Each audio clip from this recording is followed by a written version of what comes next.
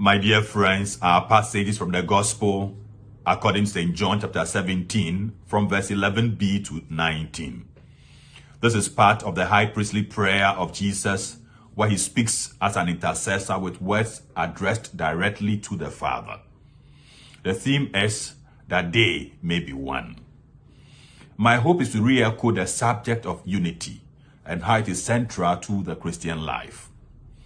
The psalmist says in Psalm 133 verse 1, "How good and how pleasant it is when brothers live together in unity." The subject about Christian unity is very central to the gospel. Without this unity, the gospel message becomes fruitless. Jesus, after his message that the disciples love one another, spends the night in prayer. He prays to the Father that they may be one. This was Jesus' first concern for his disciples. For Jesus, the future of the ministry of the disciples depended on their ability to live together. It is this unity that will transform the world.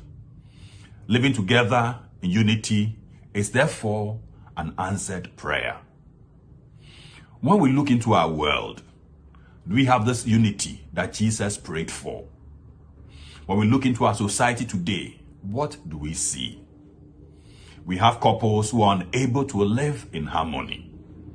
We also hear about sibling rivalry. Broken relationships abound. And even in our churches, we have people not on talking terms, yet sit under the same roof each Sunday. When these things continue, how will the prayer for unity by Jesus be answered? When these things continue, we paralyze the potency of the prayer of Jesus for unity. Thus, St. Augustine says, and I quote, "There is nothing more serious than the sacrilege of schism, because there is no just cause for severing the unity of the church." My dear friends, for us to experience unity in our families or in our homes, it's important that, like Jesus did, we too must pray for it. Husbands and wives must each day pray that they live together in unity. Brothers and sisters must also make the daily commitment to pray for unity. Friends must not take it for granted. The prayer of unity must be said to keep friends together. Families must also pray for the unity of its members. The church must never cease to pray for its members to dwell together in unity. For Charles Spurgeon, Satan always hates Christian fellowship. It is his policy to keep Christians apart. Anything which can divide saints from one another, Satan delights in, he says.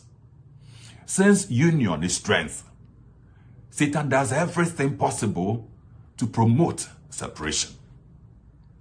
The point is that once we are able to live together in unity, Satan's agenda is defeated, and the efficacy of the prayer of Jesus is realized in our lives.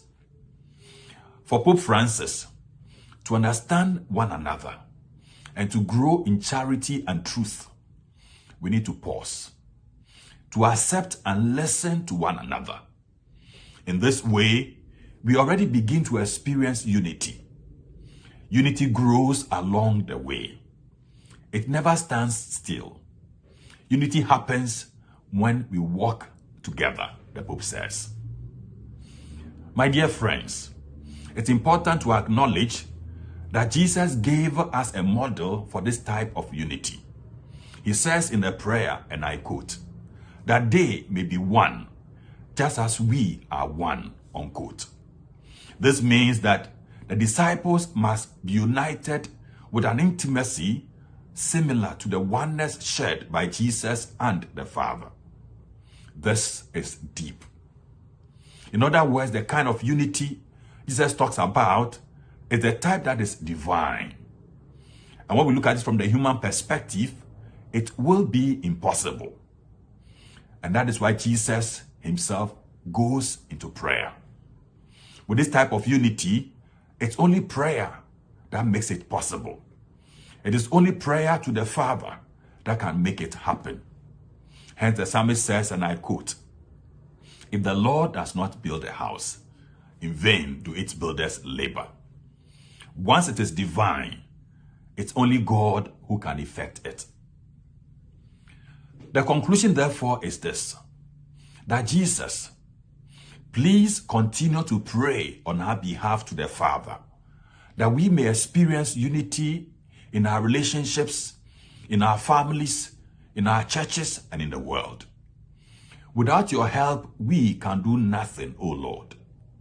Lift us up when we fall, and keep us forever in your love, so that we can daily share with one another that which we enjoy from above. For us to be one, as you and the Father are one, we pray. God bless you.